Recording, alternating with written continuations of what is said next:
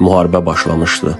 Bahadurun bu qərarından xəbər tutan atası ona iki qardaşın Azərbaycan ordusundadır, sən isə bizimlə qal deyir.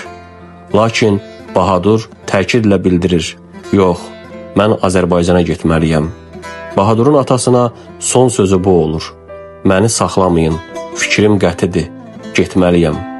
Ata, boş yerə məni Volqograda köçürdün, mən öz vətənimdə qulluq edib, könüllü şəkildə hərbidə qalmalıyam.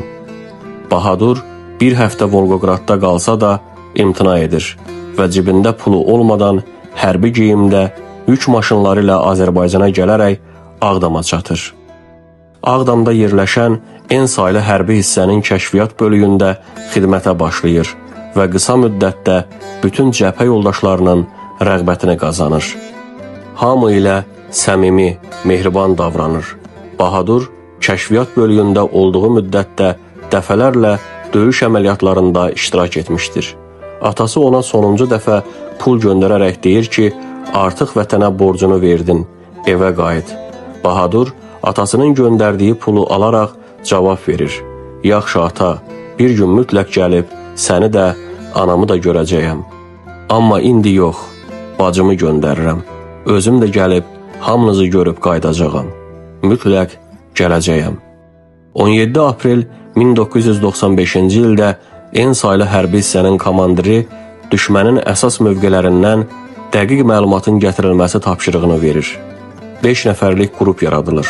Qrupun komandiri Xanı ləqəbli əfsanəvi kəşfiyyatçı Əhmədov Səyyaf Fiqanoğlu, Hacıyev Siyavuş Alxanoğlu, Əliyev Cəfər, Əkbərov Ramil və Quliyev Bahadur olur.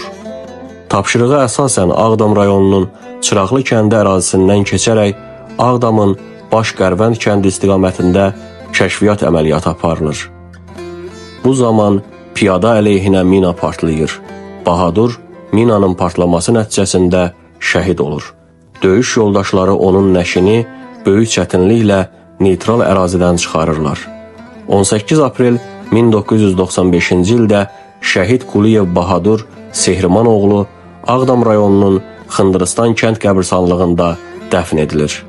Ruhu şad olsun. Qəhrəmanlar unudulmur.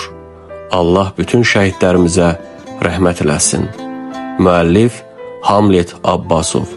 Sosial Dövlət naminə İctimai Birliyin Mətbuat Xidmətinin rəhbəri, Həkəri qəzetinin xüsusi müxbiri, Qızıl Qələm media mükafatçısı, Qarabağ Azərbaycandır medalının mükafatçısı.